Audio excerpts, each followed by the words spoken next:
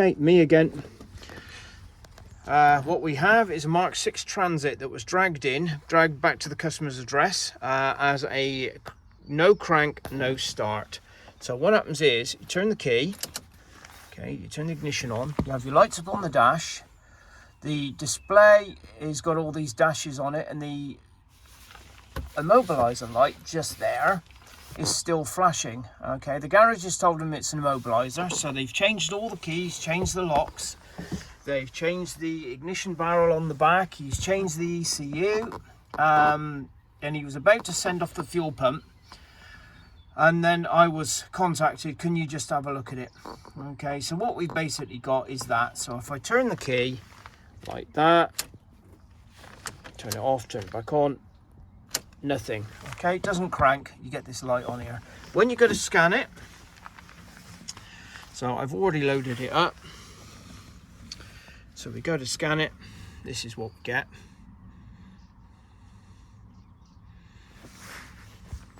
And I already know what's wrong with this, so I'll show you once we've done this what it is. Okay, it's a relay, and it's called the main relay, and I'll show you which one to swap it with for testing. Okay, so we go to all this. This is what the garage brought up. So there's no communication, as you can see there, with the fuel injection pump. So I thought, yeah, it's a pump fault. Your pump short circuit. Okay, so all we get is there's only one fault, so one code, hybrid and cluster, so no communication with the PCM. Oh, this auto. As soon as you touch the menu, if you're not careful, the auto will load it. So I've now got to wait. Okay, no communication. What a surprise. Because consider it's a manual, I don't know why they bring that up. Right, so if we go down, so one fault, no communication with the powertrain control module. Security module is okay, which is all to do with the immobilizer, so why change all that, I don't know. No response from the fuel injection pump. If we go into the report, it tells us we've got communication with these, and the only fault is standard corporate protocol data link fault. Now, how vague is that?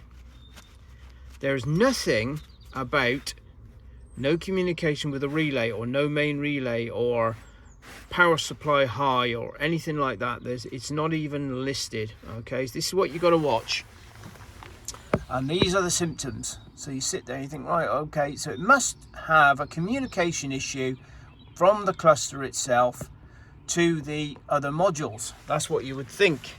Turns out to be this little monkey. If I go to the fuse box at the front of the vehicle, okay, this here is where the little puppy goes in. So if I just put him in,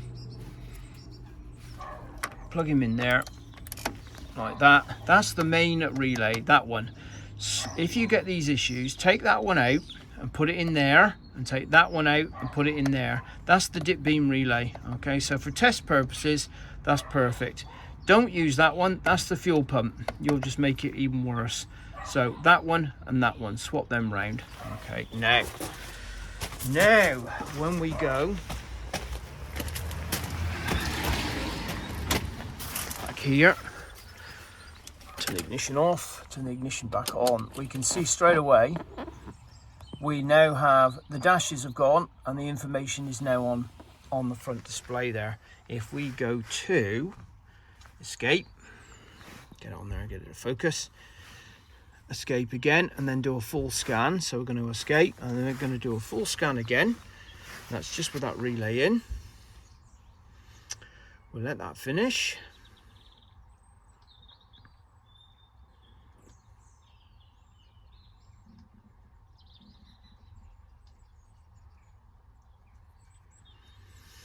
Takes a little while.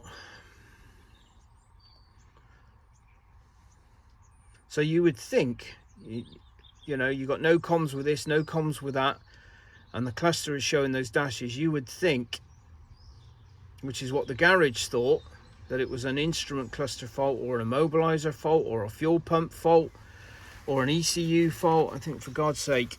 Right, we've now got comms with the powertrain control module. We've also got, most importantly, communication with the fuel injection pump. When I go to start the vehicle, turn the key, away she goes. Okay, no immobilizer light on. Everything is as it should be. Okay, so now you know what to do. Now you know what to look out for. Okie dokie. Thanks for watching.